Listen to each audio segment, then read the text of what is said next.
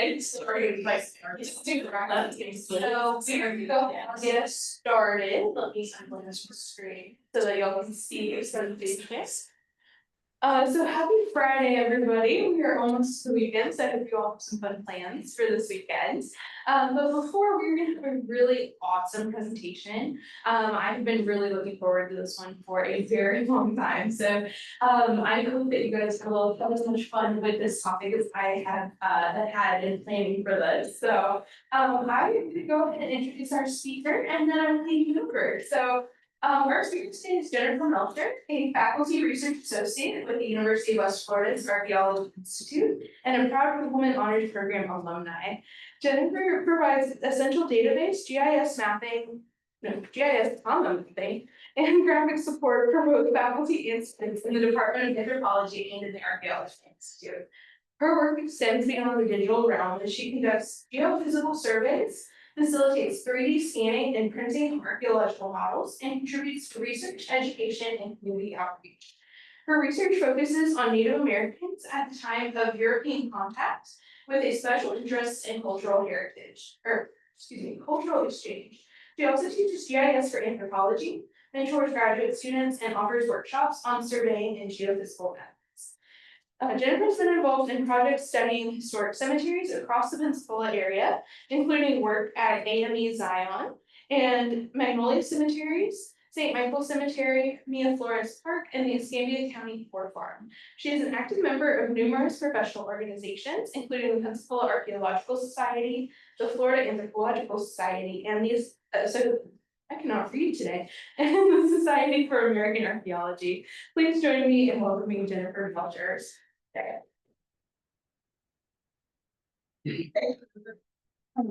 yeah, wanted to start off with just sort of getting us into cemeteries, and I was fortunate enough to sneak out during our blizzard last winter and get a picture of St. Michael's Cemetery covered in snow, which is probably only seen maybe a half dozen times in its existence, but it makes for such a lovely scenic landscape.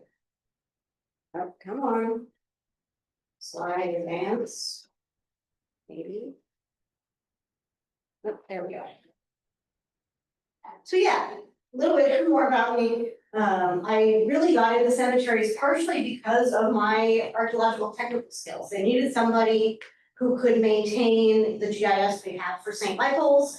And they sort of went, well, you do that and you can do GPR and you do all the other stuff that we need for cemeteries. So of course you're the right person. And since then, I've actually gotten into doing cemetery conservation work. I'll talk a little bit more about this marker later, but this is in AME Zion Cemetery. And that gives us a really good chance to be able to really restore these sites for the future. One of the things that I tell people a lot in here is people are only dead as long as no one remembers them. And what I love going to cemeteries is sort of waking up these people and bringing their stories back to life. So, if y'all wouldn't mind scanning the QR code, we're gonna try and get out of here. I don't need to look at limitations.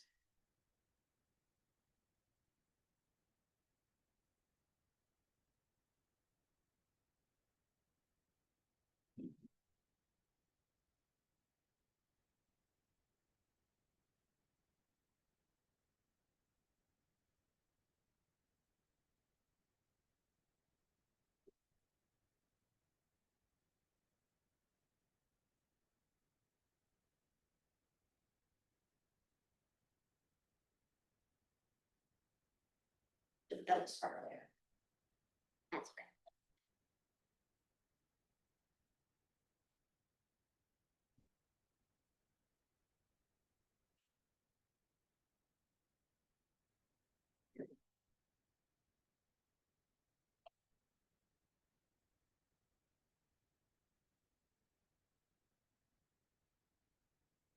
All right. Okay.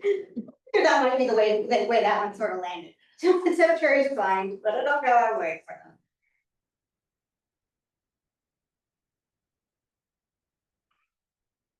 Okay. Does anybody know what a tab file is in the room? Just out of sheer curiosity.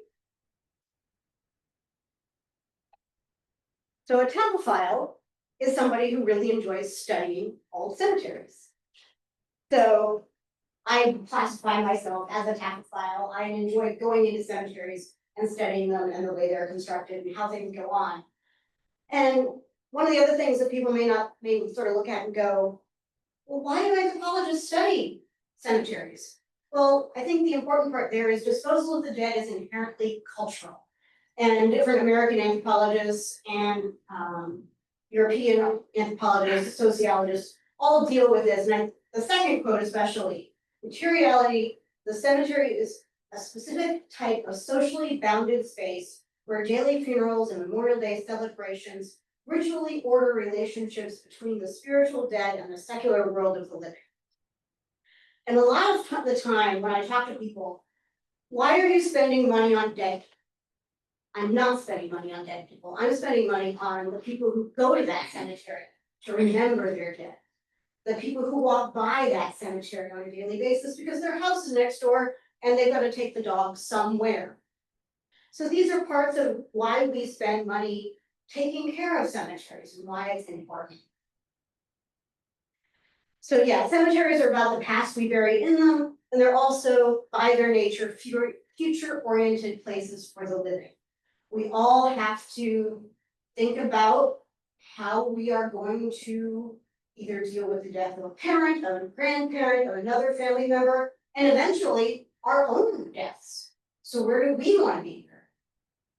Or do we want to be buried? Do we want to be cremated? Do we want to donate our bodies to science? How are our kids going to feel if we donate our bodies to science? These are all the kind of questions that we ask, and the questions that we have to deal with. And so there's this idea of cemeteries as really being this last great necessity. You've got to have some place or some manner in which we can deal with human death. Now, I will say that cemetery is a relatively modern term, and I say that as an anthropologist. Modern term meaning coming into favor in the 1800s, 19th century. You really see this fluorescence of cemetery, and that's largely part of another movement that goes on. But previously, cemeteries were generally right next to the church or under the church in the case of most of the Spanish world. So you have these burial grounds, graveyards, churchyards. In the Spanish world, you'll see them called Campo Santo. And again, they're the last great necessity. Your body has to go somewhere when you die. And your family members, cohorts, friends are the ones who have to figure that out. Unless you're the kind of person who really micromanage that before you die, and you might have a plan, but then you're still dependent on those people to follow that. So there's a real change in cemeteries that happened in the 1800s. And partly this is tied to the idea that they didn't really have a great idea how disease worked. And they thought, okay, well, if nothing else, let's get the dead people out of town. So they were laws that went into place, especially in the Spanish and the English Empire, that said, you can't bury them at the church anymore. You've got to push out and bury them outside of town. These then sort of developed into rural garden cemeteries, and then eventually lawn park cemeteries, and then probably what you think of if you think of cemetery today, if you've been to a funeral, which are these memorial parks where, frankly, the goal seems to be making the landscape here as easy as possible. There are flat markers, maybe there's a pop-up base, but generally you can run a lawnmower right over it, no problem. Not so much the case for the older rural garden cemeteries. And so this is something that really gets started mostly in New England. One of the first ones is Mount Auburn Cemetery in Massachusetts, outside of Boston. And on top of that, I love the fact that cemetery tourism has really been a thing since the inception of these garden cemeteries. So this is a guide to Mount Auburn Cemetery that was even like highlighting the markers you absolutely have to see. And it's published in 1848. So even the tourism of cemeteries is historic. Laurel Hill is another one outside of Pennsylvania. And one of the big characteristics of these rural cemeteries is this sort of meandering landscape that is planted with trees, and you see, there's not really regimented rows or sections that you see develop there. So moving here more locally in the cemeteries that you can go visit, we start with the St. Michael Cemetery in the 1790s, and then sort of work our way forward with the evolution of burial practices here in Pensacola. And so starting with St. Michael's, which is, probably the one, if you've been downtown, you've seen St. Michael's. The freeway literally goes right past it. You can't miss it. However you get on or off the freeway, you're basically going over part of St. Michael's. And this one is really interesting because it bridges the transition from a rural cemetery to more of a park lawn style cemetery. And so over under the trees, it's much more meandering. There's not really a grid or any sort of formal layout. And then in the northern part of the cemetery that developed a little bit later, that area is more regimented blocks. A lot of them have one large family marker and then smaller individual markers that really sort of characterize that style of cemetery. Another thing I love to point out about St. Michael's is it's not one thing. It was the only burial ground for Pensacola from the 1790s until after the American Civil War. So for almost 100 years, if you were being buried in Pensacola, you went into St. Michael's. So if you were a person of color, if you were Jewish, if you were anything else, anywhere on the spectrum, you were going to St. Michael's to be buried. And because of that, we see a ton of different expression of burial tradition.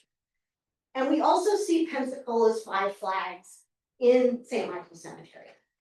Because we see, for example, I've got a marker here for a woman called Victoria Lasassier. She's the wife of one of Pensacola's first mayors in the American period, but her marker was inscribed in French. And so Pensacola has this very Gulf Coast Creole tradition that is on display, I think, in St. Michael's Cemetery almost more than anywhere else. You see some of it in the architecture of the core of downtown, but even that, we've lost a lot of it. But if you compare our cemeteries with others on the Gulf Coast, it is very similar. You also see a place in transition. We've got a marker for Joseph Noriega, and his marker, he actually had inscribed both in English and in Spanish. So he's maintaining that Spanish cultural tradition, but he's also looking forward and going, well, the Americans are here and they're not going anywhere. And so we are solidly an American state, and I want everybody to be able to read my headstone. Genevieve Ham is a really amazing woman of color. She's a free person of color, born in Spanish Pensacola, and she was very industrious, it seems, and she actually is one of the few people who we have a full will and estate for, of a woman of color in that period. Men, white men, of course, you get all the stuff. Women of color, those are much harder to find in the historic record, and very hard to identify because of that in the archaeological record. But because we've got her full will, we have some idea of the kind of material she left. In addition to her lovely, very simple headstone, where the big sort of tagline is aged 102 years. So this is a woman who lived a very solid inning in largely the 17 and 1800s. And then the other thing we have here in Pensacola are above ground tombs. And tombs are one of those weird things that people are like, well, New Orleans buries in above ground tombs because you can't put people underground because there's too much water. That's not true. It's an extended cultural practice, largely coming out of French and Southern European tradition. And it's more about space saving than about the water table. Because what happens with these tombs is that you sort of put the freshly deceased in there at the same time that you're removing the previous decedent, and you sort of create a bundle, burial, and an ossuary situation in that tomb. So there's sort of one slot, as you would, for the current decedent, and then the other part of the tomb is for all the previous decedents. These are another two that I really love that tell Pensacola's history. These are the one you see for the Soto brothers. These are two brothers who were born in Spain. They likely joined up in the Spanish military. They get shipped off to Mexico, where they marry a couple of women from Mexico. They then probably end up with Galvez in New Orleans, and then they come overland to Pensacola as part of the American Revolution, basically. And then the other one, which you can barely read, is for a woman, Rosa Christian. And the cool connection we just found out about, she's related to the Pope. So you may have seen in the news about the Pope's Creole connection to Louisiana. This is one of his extended relatives. More New Orleans connections, and this one I really love. I'm very fortunate to work with a conservator out of the New Orleans area, who runs Open Laurel Cemetery Preservation, and she's come over and done a ton of work with us and a bunch of training. And so you see an image from a closure tablet that she took, and this is in one of the New Orleans city cemeteries. And it is signed by a known carver, and then we have the same carver doing a closure tablet here in this. And so I think there's always a connection between New Orleans and Pensacola, particularly that we see in burial tradition. And this is another example of this. And this is a fun thing to do if you're ever in a historic cemetery. Look at the very bottom of any of the markers or the tomb closure tablets or any of that, and you'll find signatures. And this sort of is like, they're like Pokemon cards for people who study cemeteries, you gotta catch them all. But Formal Floyd is another free person of color. He's working in New Orleans as a stone carver. He's actually the descendant of a stone carver who was trained in France. And he was actually sent by his father to France to learn the trade of stone carving, and then came back to New Orleans and worked. And we know, based on the signature of this closure tablet, a little more information about when this tablet was made. So it says Fort Foy, Rampart Street, and he only operated on Rampart Street for a couple of decades. So because of that, we can narrow this closure tablet down to likely the death of Francisco Moreno's final wife, who dies in the 1830s. He had 3 wives, which is why if you run into a Moreno across town, they're probably descended from this Moreno somehow, unless they are a more recent Spanish immigrant. So 3 wives and I think like 14 kids between them. That was a big family. But one of the other things that we know about this closure tablet is about the flowers.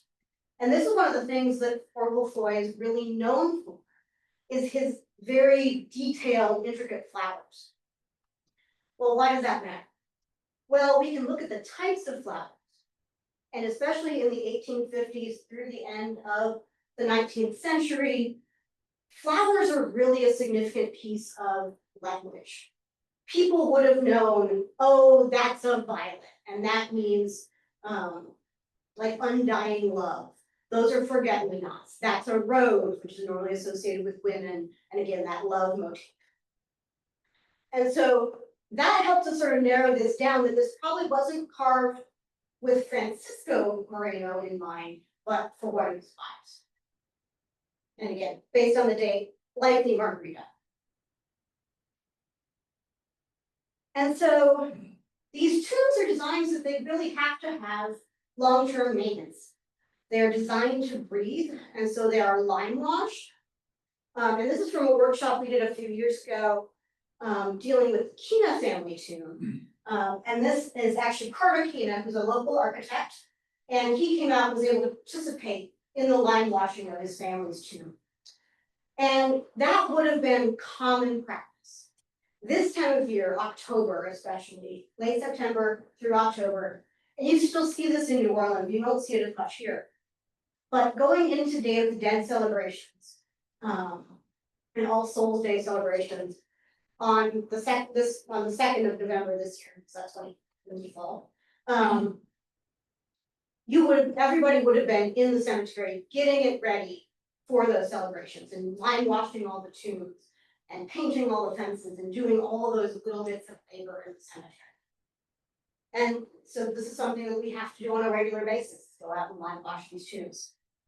And this one's another good example, where you probably have, again, that sort of ossuary idea on the top part of the tomb, and in the bottom part of the tomb is where they would have put the most recent descendant. And in this case, there's about 14 people in that tomb that we have names for. There might be more than that. That's just all that got signed on the last set of closure tablets. So that's just our best estimate. So moving into some of our other cemeteries. So this is Bethel Cemetery, which is over on the west side. And I highly encourage people to go visit this one because it is a very different space to visit than St. Michael's, but still a lovely cemetery. It's over on Cervantes at Q, I think, QS, somewhere in that. But it's worth seeking out. And it is very much got symbolism that is very traditional Jewish symbolism. You see that with the priest's hands on the one marker for Khan. But this is also only the second cemetery in Pensacola. It is the earliest deeded one beyond St. Michael's that I have records of. And it was initially very much it's in the deed, it's described as for a burial place. And so again, that great necessity and the fact that the Jewish community very quickly acknowledged they needed that in the community. In the older section of the cemetery is really interesting to walk through because you see all these symbols. It's also very densely packed, and that is very traditional of Jewish cemeteries. This is one of my sort of sad stories. This is John the Baptist Cemetery, which is also called Montgomery or Holmes Cemetery in the records. There are over 1,000 people buried in this cemetery, most of them young children, and there are only maybe a dozen markers left. All the rest of the markers were likely wood or of material that has been lost. The site was neglected, as happens with cemeteries once they get to be full. But this one has a very strong connection to Pensacola past, because many of the educators who worked in the first segregated schools were buried in this cemetery because of connections in the community. And one we're constantly working on and always looking for volunteers to go out and help us with. So St. John Cemetery, this is our next cemetery. This is the Fraternal Order Cemetery. So this starts as a Masonic cemetery. And one of the things to remember about cemeteries in general is you'll see a lot of fraternal order symbolism, because prior to Social Security, they were one of the big people who provided death benefits. So in these cemeteries, you'll see that kind of thing. But St. John's, you also see some of the embellishment of death that happens around the turn of the 20th century, with these very large statuary that get put in, and also a shift towards mausoleums. And you're gonna, I can see the question, that looks a lot like a tomb. And why do those two things be different? Tombs are designed for reuse. Mausoleums have like little niches, but you only get about 8 people in them, and then you never move those people again. So they work very differently. Mausoleums work with embalming and that kind of preservation of the body, whereas tombs really rely on the decay of the human remains so that you can sort of move them out and then put the next one in. So it's just the start of a different style of burial practice. Why do you have a picture of a tree? Well, this is a tree that's in Magnolia Cemetery. Sorry, Andes Island Cemetery. Those two cemeteries are basically sister cemeteries on A Street. And Andes Island has been in use since the 1880s, for sure. It may have use that predates that. That's when the first deed to the Burial Association was written. Prior to that, it's on land that is granted to a woman, Margaret King. And it seems like people knew in the community that you could go to Margaret King and ask for burial ground space. She owned all of the land other than St. Michael's. She had been granted all the land that had most of our cemeteries in downtown. So the Jewish cemeteries, Amazon, Magnolia, Montgomery, John the Baptist, all are on land that had been initially granted to the King family. And so it's possible that Amazon is used earlier, and this tree likely has been there since at least the 1870s. We had recently a grant from the city of Pensacola that allowed us to do a lot of work in Amy Zion and Magnolia Cemetery. And that included tree work, and I was lucky enough to walk the cemetery with the city arborist. And the city arborist is like, wow. I'm like, what? And he's like, that's a sand live oak. Those are considered to be heritage trees at a 6-inch diameter. This tree is, I can't get my arms around. I mean, it is like a 5 or 6 foot diameter tree. So this tree has been there for probably every internment at Amy's Land. Now, why is that significant? If I tell you that there's around 2,600 marked burials in Amy's Land, of those, a little over 50% have identified markers. Of those, I have more than 3,000 deaths. And the publicly available death certificates only last from around 1900 until 1940. Most of the marked sites in the cemetery date to the 60s and 70s. So a lot of the time, and this is one of the hardest part of my job, is people come to me and they're like, can you tell me where my great aunt Sally is? And I have to look at them and tell them no. Because the chances that they're one of those 1,500 or so marked sites is microscopic in my experience. I think I've had one person I could direct to a site who of all the people would come out and ask.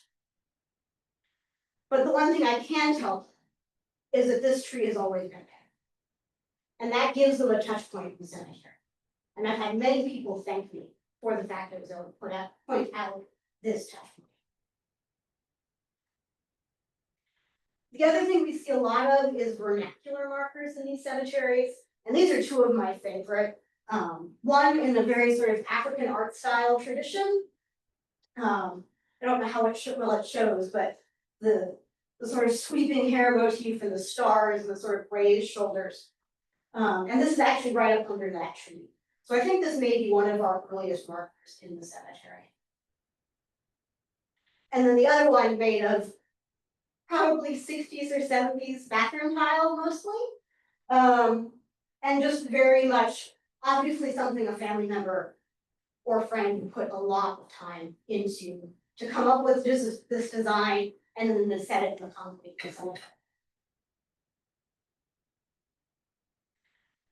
This one is also up under that tree. And this is a coffin-shaped marker that was actually molded on top of a much larger concrete. Possibly a grave cover. We're not 100% sure how this one worked. And it would have had a headstone. Unfortunately, the headstone has been broken off and we lost it. But on it, it's farewell, father, brother, sister, dear. I am not dead, but sleeping here. I once was yours, now Christ alone. And I always use this part. I love thee best, he has taken me home. And I think that's a really great way to think about how cemeteries work. Is they're reminders of the people who are gone, but they're really places for the living. This is another one that I just love. It's an inscription on a marker that I've done a lot of work on. And hopefully this will be conserved coming up in the spring, thanks to a grant from the Division of Historical Resources. But it says, she has done what she could. She was the sunshine of our home. That seems like a very personal, this is something from a, that you can just sort of read that into it. This is a marker that we were lucky enough to conserve as part of that city grant. And this is a series, there's more than 30 markers of this style. They're all likely made by the same artisan. And they show up not just in Amy Zion and Magnolia, but they also show up in the Warrington Cemetery out on the Navy base. And then also in Good Hope Cemetery, which is located just north of Barrancas before you make the turn to go on to the Navy base. And these were handmade markers, this one for a girl of just 15. And her father is a brick mason. He's described that way in the census. So I don't know if he's the creator of these markers. I haven't been able to solidly nail that down yet. But we know pretty surely he probably worked beside the maker of this marker. The brick mason community was very tiny. I've got about a half dozen potential candidates for the creation of these markers. And this coming spring, as part of a Division for Historical Resources grant, we will be conserving 4 more of these markers in Magnolia Cemetery. And so that will be something that hopefully we'll be able to get students out, if you're interested, to volunteer and help us with some of that work. These are just a few more of the markers in the cemetery that I absolutely love. Susan Johnson, who's the marker you saw me resetting, you can sort of see the dirt line for how far that marker has sunk. And this is a common thing that happens in cemeteries where we have to go in and raise markers that are sinking before we use them all together. It is possible that there are a bunch more markers at AME Zion. I just don't have enough hours in my day to go out there and reset all of them. But she was born in Tuskegee and is part of the migration after the Civil War from Alabama to Pensacola, which was seen as having more opportunities. And so we see a big influx. At the same, a little bit later, as Jim Crow laws and segregation really sort of fluoresce, you see that same population then become part of the Great Migration. So that same population which has moved in is now moving out. And that's part of the reason that we have cemeteries like Amy Zion Magnolia, where we don't have a lot of descendant family here in town because they have a lot of them left. Another fraternal order marker, and this is a sort of unique marker for Pensacola. We don't have a lot of these here. This is the Mosaic Order of Templars. And that was an order developed in Little Rock, Arkansas, specifically for the African American former enslaved community. And so these markers, when you find them, are solid connections, literally part of the package. When you became part of the fraternal order, you were promised a headstone. And so this was common practice before, again, Social Security comes in and you have a death benefit that sort of takes over taking care of that. Fraternal orders were really designed to do that. And then the last one, these are really common in a very linear space down the railroad between Birmingham and Pensacola. And so these markers are developed, and you would have had a piece of glass in that rectangular inset, and behind that would have been the information. I have seen exactly one of these that survives intact, but generally you find them like this, and we no longer have information about that individual. I've heard that they were only designed to be temporary funeral home markers. Like today, if you go out after a funeral, you'll see a little, normally it's like aluminum with pressed letters, or maybe just a paper tag, depending. So these were, I've heard maybe supposed to be that, but I have no proof whether they were considered permanent or just temporary. Another place I've done a lot of work on is the Escambia County Poor Farm or Potter's Field. This is located near the main Escambia County Sheriff's Office building, up on a little hill that overlooks it, across from the old Pensacola jail. If you're familiar enough with Pensacola, you know where the jail used to be downtown. And if you go out there today, there are no markers, other than maybe these 2 posts, which might be part of a fence that at one point closed it, but I'm not sure of that. And there are probably close to 2,000 individuals interred in this. This is something that I'm perpetually working on, is reporting more of the people who are buried out here, as well as reaching out to the county and the city to try and work on getting some sort of memorial place on the site in recognition of those people who are buried on the site. Coming towards the end of our cemetery formation for the core of Pensacola, this is the cemetery for B'nai Israel, which is the Orthodox congregation here in Pensacola. And their cemetery is very, very typical of Orthodox cemeteries.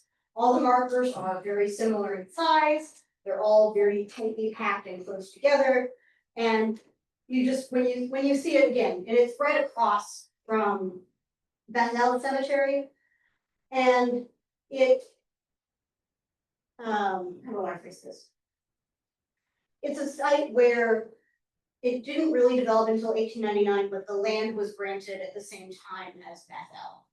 So while the Reformed congregation really didn't get going and separate until 1899, which is the founding date given, I wouldn't be surprised if there were earlier burials in this cemetery, but I don't have any proof of that. And then this is St. Joseph Cemetery. And this is really a story of the rise of segregation in Pensacola. The cemetery, it comes from the Creole Catholic Church, St. Joseph's, and it split off in the very early 20th century from St. Michael's. And it was originally the St. Joseph's Creole Benevolent Association, and then they sort of formed their separate church. The church is still there. It's just north of Blackman Stadium. They have a great Italian fest every year. I highly recommend going. Really good food. But because of their location, they ended up having a very strong connection to the Pensacola port community and the Pensacola fishing community, which took off at about the same time as the Creole Church took off. And so because of that, there are two very large plots in the cemetery, which are designated for the Pensacola Fishermen's Benevolent Association. One is specifically for Star of the Sea, the other one is not. I'm not entirely sure how those two groups split, but we have two sets of burials specifically for fishermen. And in some of these cases, these are actually not burials, these are just memorial markers. One person in particular, we know all that was recovered was like his left boot, but somehow they knew it was his left boot, and so they put a marker for him. And I tried to figure out if they buried the left boot or not. Maybe, we're not sure. One of those interesting stories that get passed down. So if you're interested in learning more about cemeteries, I highly encourage you to consider joining the Association for Gravestone Studies. I recently became a member of the board. They're a very welcoming, if you're not interested in history, they have people who are interested in chemistry of gravestones and structures. So you get all kinds, and it's a lovely organization. And then if you want a really nice local conference to go to, in February, the Florida Public Archaeology Network will be hosting their crypt or cemetery resource protection training conference in Monticello, Florida. And in addition to papers, this normally also includes workshops on how to properly clean a headstone or how to properly reset a headstone, which are pretty much the two most common sort of day-to-day needs that cemeteries have, especially cleaning. And on that note, if you're interested in volunteering or doing research on cemeteries, please email me, jmelcher@udf. I always need help doing something. If that's being out in the cemetery, great. If that's sitting in front of a computer looking at horrible cursive from 1930, great.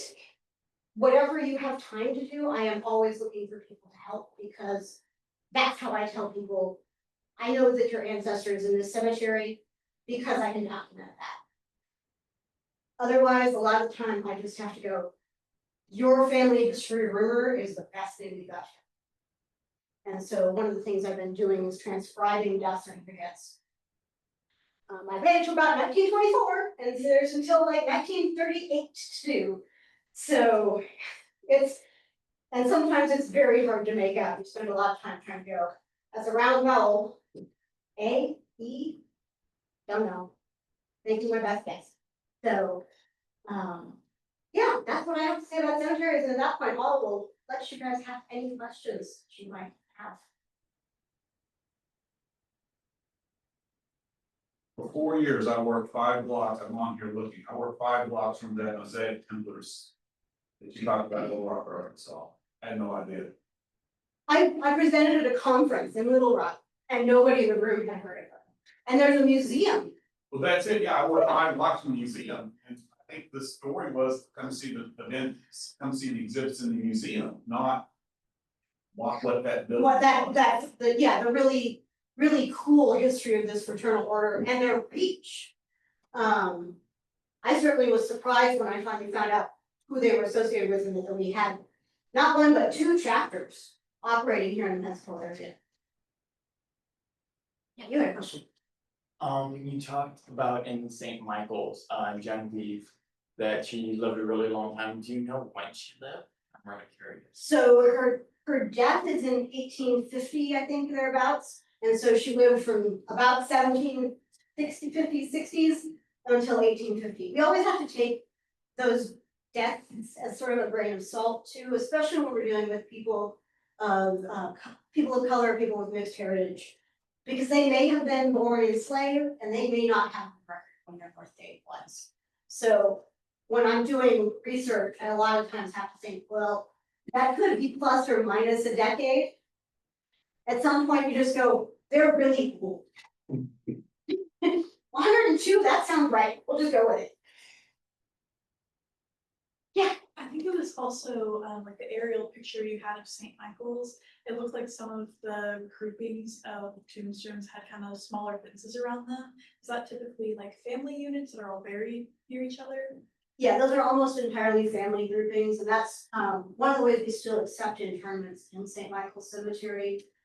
Is if you have a family plot like that is enclosed, then people can still be buried in St. Michael's as remains, but they have to have lineal descent to somebody buried within that enclosed plot. So you had said that other than St. Michael's, that a lot of the older cemeteries in Pensacola, the land was at one point owned by like the same person or the same family. Do you know how that came to be and maybe why all of those ended up as cemeteries? So part of it is just that she got, well, her father was William King, who had served in the American Revolution.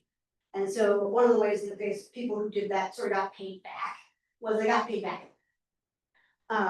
And so when he came to Pensacola as part of the transition to the American period in 1821, he got a bunch of land, but he didn't live very long, and so the land claim never got formalized, but it did get formalized to his daughter. And so she then gets this land, and in general, it seems like she was willing to give plots of that land for very modest sums of money for people who were looking to make a cemetery.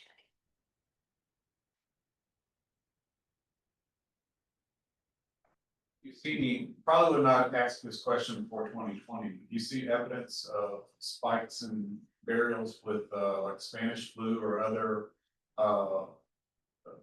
epidemics or pandemics? Yeah, Spanish flu especially. We can also see most of Pensacola's yellow fever epidemics in St. Michael's.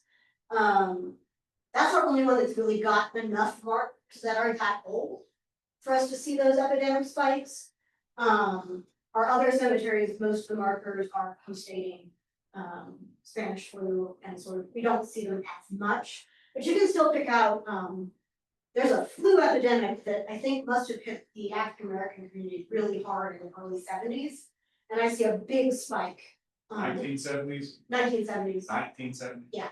Swine flu, I guess. And I think I tracked it down, and it was just a really bad year for influenza. Oh. And for some reason, it must have hit in particular, our African American community very hard. Because I get a big spike of virulence factor. But that's actually one of the projects that recently I was reached out to by the Creative Learning Academy for a data set, and so I gave them St. Michael because you can see those spikes in the data and you can see different patterns in, you know, when families come and when families sort of die out or leave. And so they were looking for a sort of more social science data set. I'm like, well, St. Michael's is an easy one and it's a great field trip. So hopefully at some point in the spring, I'll be taking a field trip with David Learning Academy to explore the cemetery and explore how we can look at data in the cemetery. But there's always more to do. And so if you're looking for an honors thesis or you're looking for, you know, a future research topic, again, my email is up there. So I actually got to go to St. Michael Cemetery, last year with an honors core class, with Dr. Martin, and it was so amazing. When we visit, cemeteries as people who aren't really versed in nearly as much as you are about studying cemeteries, what are some things that we should be looking for to try to know more about the cemetery? I think certainly one of the big things is just look around and look at what languages you see. Because that'll give you a really quick sort of idea what the origin of the cemetery is. You can look for things like the signatures, and I think that's a fun one for people to go look at, because we, like St. Michael's, we have stones that came all the way from Pennsylvania. In addition to New Orleans and Mobile and other places around the Southeast. Families who come from the Northeast are choosing to order their markers. So there's always a sort of fun connection. It can sometimes give you an idea where people are coming from, because why else would you order a marker from the Northeast? Now, this is something that sort of fades, because by the 20th century, mid-20th century, like the Sears Roebuck Company is able to sell you a headstone mail order. There's got a whole catalog you can browse through. And that's a fun one. If you want to do a little research beforehand, is to sort of look at the catalog and then go through a cemetery and see how many Sears markers they have. Because they're so ubiquitous, Sears shipped everywhere. You can find those styles of markers in almost any cemetery you visit. So that's my kind of, here's a couple of few fun things you can do in a cemetery.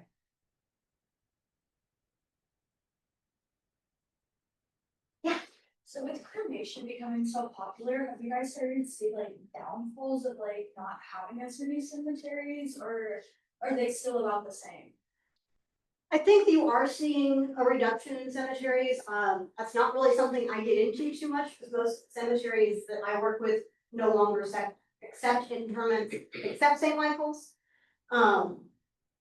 In Zion, for example, there's just no way to get another interment in there is. And so, but I do from talking to people, because when we do have interments, we have funeral homes come out, or if we have to do reinterments, funeral homes will come. And from talking to them, I get the impression that there is a reduction in demand, but it's not a significant at this point reduction in demand. Partially because we also have a much larger population now than we have at any time in the past. They, you know, in general, the people who are starting to die and be buried in cemeteries more and more right now are baby boom. And so you've got so many people that a small reduction for cremation isn't making a huge impact. And a lot of times people will be cremated, but they'll still go into a cemetery in some fashion, because you don't want mom sitting on your bookshelf. People that weird, some people are fine with it, some people, and I mean people go and scatter, but you've still got to do something with those cremains. I also think there were a couple of questions on Zoom. Okay. See if I can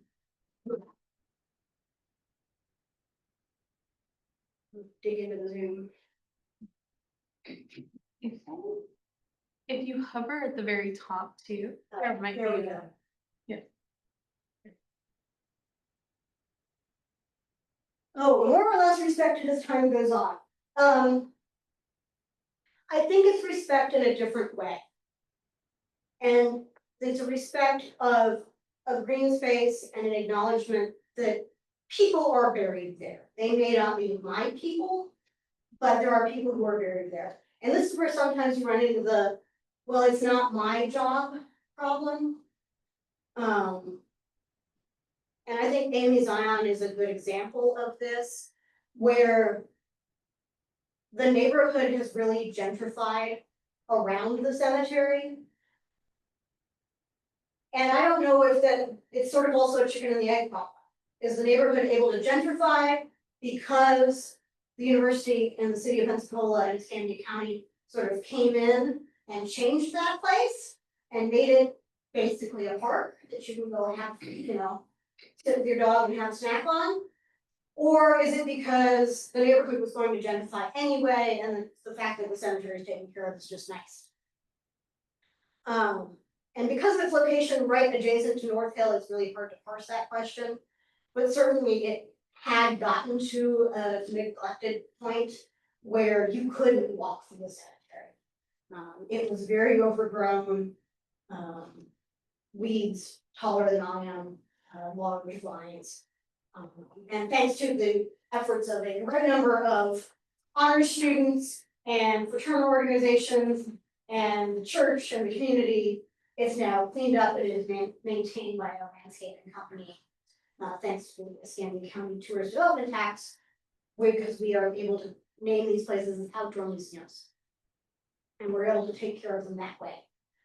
And that has been a significant piece of the puzzle to respecting these places, because we're able to put some financial investment by the community into those places. So following on for that, I mean, I've decided I'm gonna be cremated. And put my ashes out here at Destin, in the past, it's Crab Island, whatever, okay, so that, and the reason I say that is. So my mom's parents are buried in a traditional rural cemetery out in the middle of the nowhere Ozarks. I'm 500-600 miles from that. My dad's parents are buried in one of those memorial parks. Well, guess what goes next to memorial parks, which I'm finding out, I don't know if you see this in your research, it's the landfill.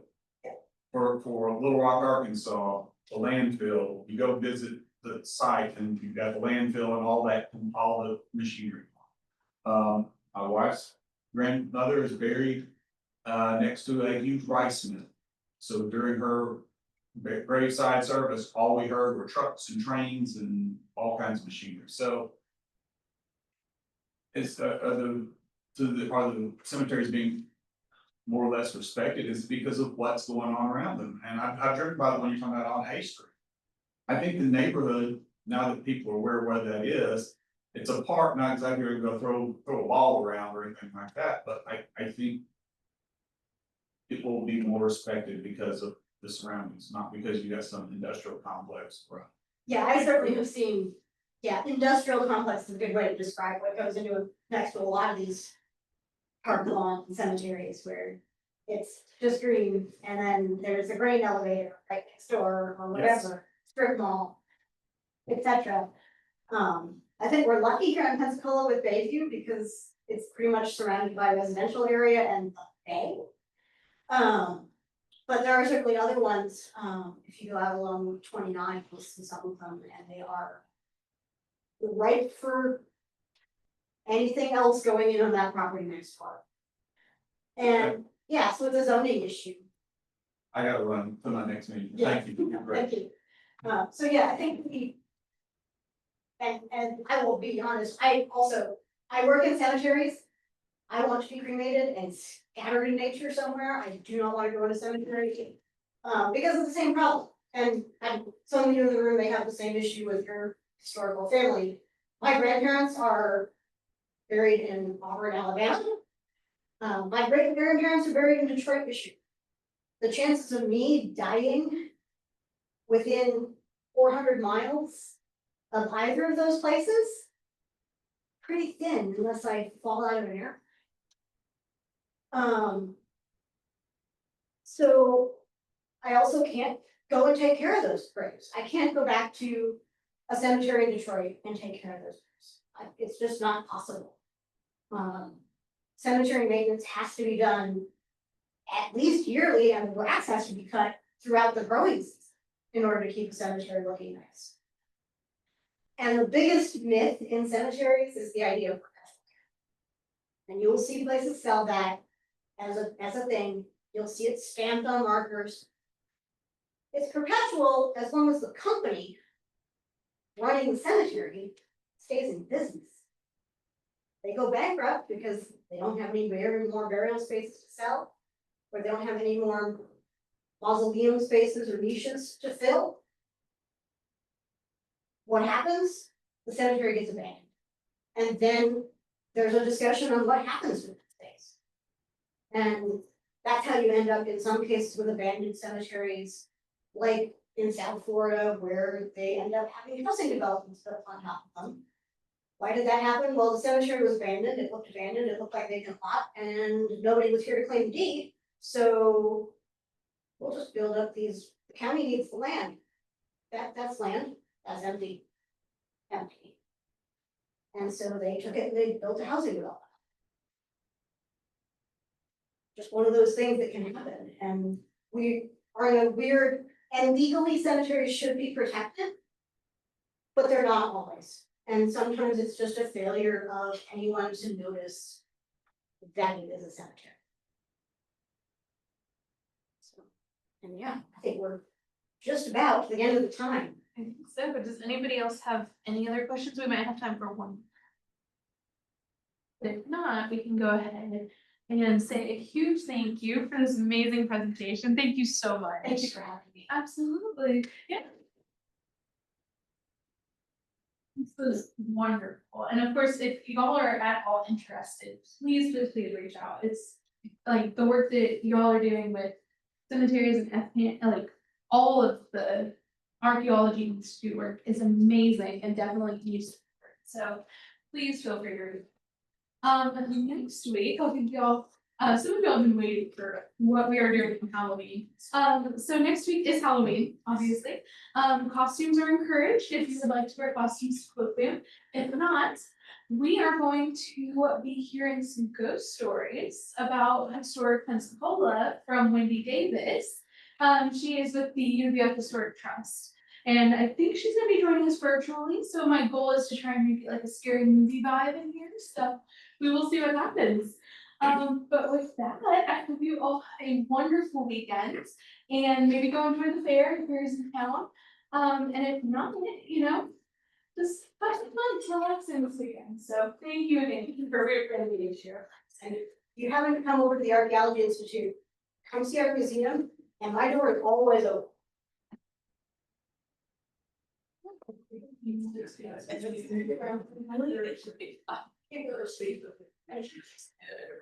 Thank you.